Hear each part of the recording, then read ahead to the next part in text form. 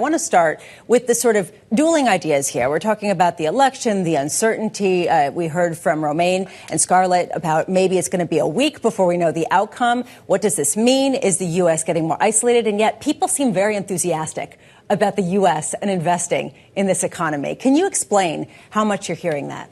Well, it's certainly been a theme here at the IMF World Bank meetings, and that's been true particularly actually from foreign clients that I've been talking to, foreign policymakers. There's frankly a lot of envy about just how well the U.S. economy has performed over the course of the past 2 or 3 years. It wasn't necessarily the expectation that we would have an economy today that has actually been performing quite well. Now, it doesn't perform as well for everybody, and that is clearly an issue that the politicians are grappling with. But for those participants in the stock market, it's been a boom. For companies that have been investing in the U.S., they've been able to benefit from the various strengths that the U.S. offers: energy independence, having a little bit of light industrial policy in the U.S., labor, technology. Those things have been a real benefit and a tailwind for the U.S. economy. There's an issue here where people are talking about maybe the U.S. is going to lose its supremacy in some of these areas, especially given the amount of debt that the United States has and the fact that it will probably have to issue more and the deficit is getting a lot deeper. As someone who sees a lot of the transactions, who processes the transactions of Treasury trades and works with the Federal Reserve, how much are you seeing this?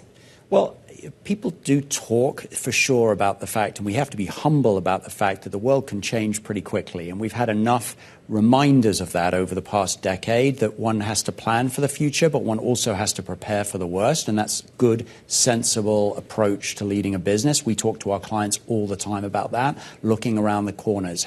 Don't assume that rates are going to move in a certain direction. They could surprise us. Having said all of that, the benefits that the U.S. has right now are considerable. And that is what we are hearing from our clients. That is what we talk to other policymakers about. Growth really matters.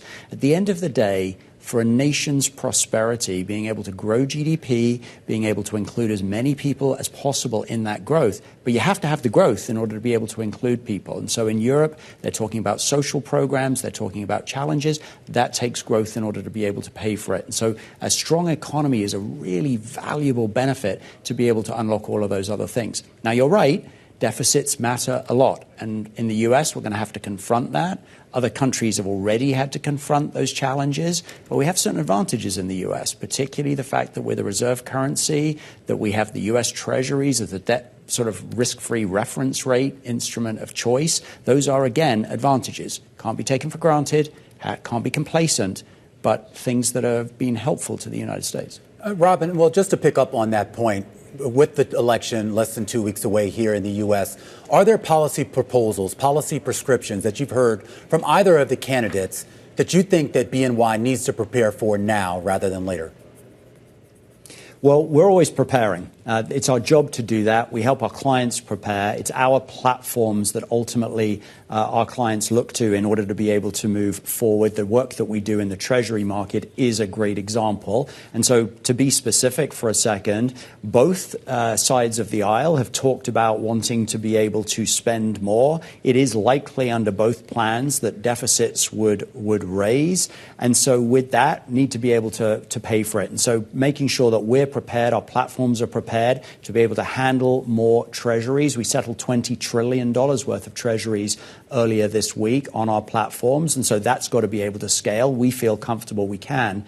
I think in the U.S. Treasury market in particular, one of the important things is going to be the question of where are the buyers going to be? Because there are a lot of governments looking to raise funds, the U.S. among them, but not the only one. And the private sector wants to fund as well. Remember, we've got an energy transition to invest in, data centers to pay for, infrastructure to pay for, the focus on the grid and all of the work that's going to be required for that. Those things cost money. That's financing, and we need buyers for that. So then circling back then to your own business and the growth particularly that we saw out of the last earnings report, I think you're now above $50 trillion in assets under custody. Assuming that continues to grow, where is that growth coming from, Robin? Or at least where is the growth that you're targeting?